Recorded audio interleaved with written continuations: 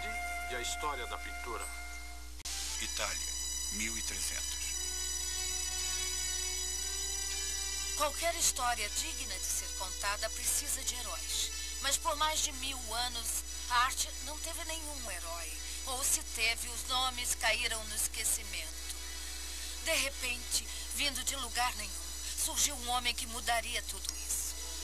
A lenda diz que ele era apenas um humilde pastor. E seu nome, Giotto. Surge o herói.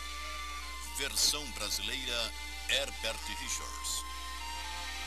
Um garoto pastor viu um desenho de ovelhas perfeitas de um artista andarilho. E isso o levou à fama e à fortuna. Mas essa é a lenda. O que nós sabemos com certeza é que Giotto se tornou de repente o mais famoso artista da Itália. E foi contratado pelos infames emprestadores de dinheiro à família Scrovegni, que construiu a Capela Arena em Pádua para compensar os seus pecados. As pessoas se reuniam aqui para ver o próprio milagre de Giotto, o drama das histórias cristãs, pintadas como nunca.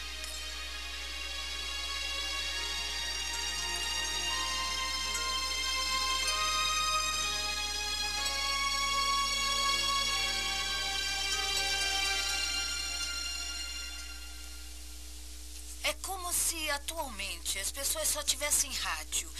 Então, Giotto desse a televisão a elas. As pessoas se deslumbravam, elas entravam aqui e percorriam o lugar olhando para essas grandes histórias humanas dramáticas. Havia o beijo cálido, terno, e havia violência fria, a crueldade humana. Havia um jovem casal se casando, havia nascimento, havia festa. E tudo era totalmente real. Observe a linguagem corporal. Você não precisa conhecer a história cristã para saber o que Giotto está pintando. Aquela profunda e ardente dor que sentimos quando alguém que amamos morre. Não há choro ou pranto, é o pesar forte e esmagador, e todos demonstram isso de formas diferentes. Os dois homens no final, lábios superiores rijos, o rapaz que não consegue acreditar na morte, e a figura central, claro, Maria. Aquela que sempre sofre mais, a mãe, segurando ele com mãos fracas e derrotadas, e apenas olhando para ele, sem uma lágrima. Isso agora nos leva aos anjos, aquela invenção extraordinária de Giotto, sibilando lá no céu, pequenas bolas de fogo, de energia, paixão e angústia. Quase posso ouvir chios esquisitos de morcegos. Eles rasgam as roupas, arrancam o cabelo e fazem caretas, e isso é muito estranho, porque Giotto não era o tipo de homem que entendesse de anjos. Ele entendia de humanos, fazendo a religião parecer parte do nosso mundo, sólida, terna e real. Mas anjos ele nunca tinha visto. E quando chegava a hora de pintá-los, ele geralmente se comportava assim. A ressurreição, Giotto. Vejam, o melhor que ele pode fazer são dois seres humanos robustos que têm asas. E apenas por estarem sentados lá sem fazer nada, ele não consegue se interessar por eles. O que interessa é a história, sempre a história e o que está acontecendo. Aqui estão todos os soldados, aqueles grandes machos passivos, adormecidos, perdendo tudo. E no meio, essa maravilhosa Maria Madalena, aquele perfil maravilhoso, parece perdida naquele eterno gesto de ânsia. E ela anseia por Cristo e ele diz a ela que ele está partindo. Ele está olhando para ela, mas o corpo dele já está carregando-o para fora desse quadro. E ele diz a ela, não.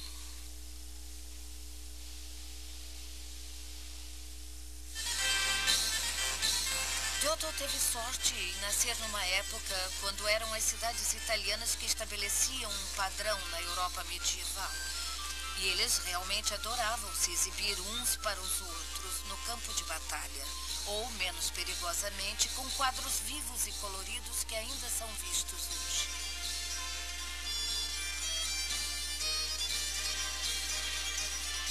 Siena acabara de ter uma vitória inesperada sobre a sua mais poderosa rival, Florença.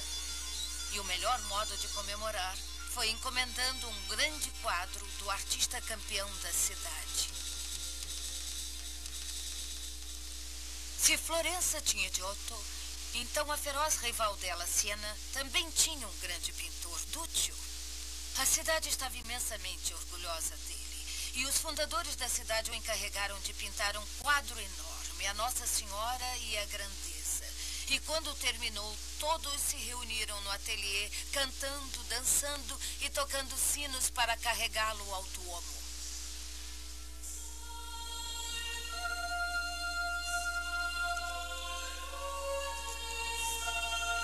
Duccio era mais velho e mais convencional do que Giotto. Mas ele transformou as convenções. Folhas douradas tinham sido tradicionalmente usadas em quadros religiosos, mas quando Duccio as usou, ele o fez com um objetivo, para mostrar onde o céu e a terra se encontram, mas não se misturam. Ele era um artista gótico, e para o artista gótico, a humanidade estava em segundo plano, em relação ao lindo, mas distante mundo do paraíso. Maestà Duccio.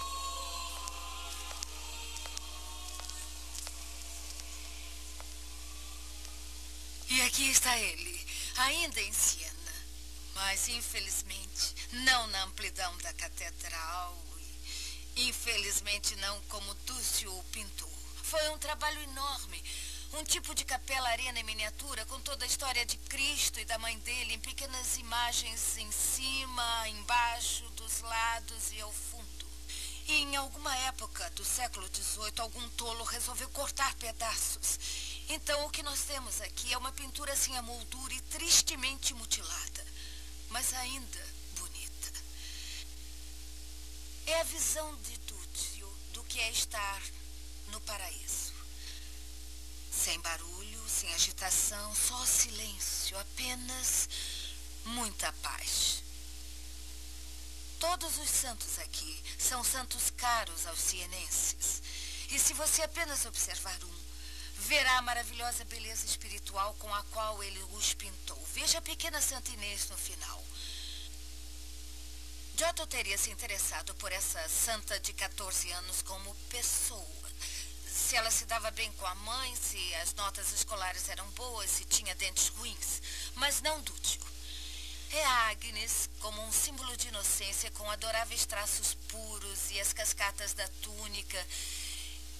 E o modo como ela está lá, não como uma pessoa, uma Agnes específica, mas como um símbolo de inocência sendo recebida na alegria do paraíso.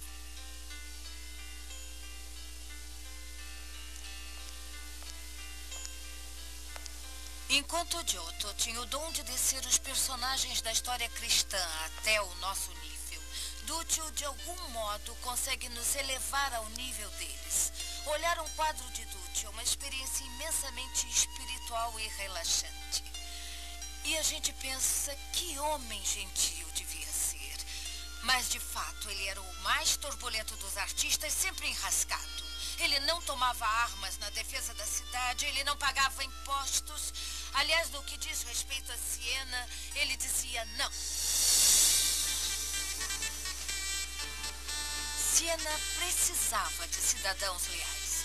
Ela era uma nova república, sem reis, sem príncipes. Aqui, o conselho eleito governava do Palácio Público, o magnífico Palazzo Público, o qual ainda é a prefeitura local. O governo era levado imensamente a sério. Os 9 conselheiros sentavam nessa esplêndida Câmara do Conselho, na presença de uma pintura extraordinária de Ambrogio Lorenzetti, com a mensagem política para inspirar ou advertir. Quando você entra, você se defronta com um mau governo, normas de tirania.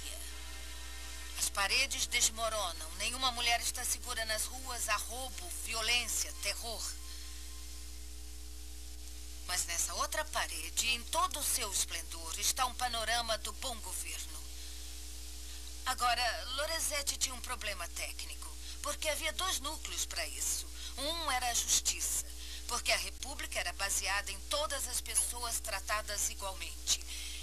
E lá está ela, a grande rainha poderosa, distribuindo justiça com cordas, levando ao acordo. O consenso da comunidade sobre o que é certo. E essas cordas são seguras pelos 24 sinenses comuns, 9 deles usando gorro, que conduzem o olho a algumas virtudes que fazem uma república. Esplêndido no meio está a grande figura patriarcal do espírito comunitário, com todas as outras virtudes para ajudá-lo.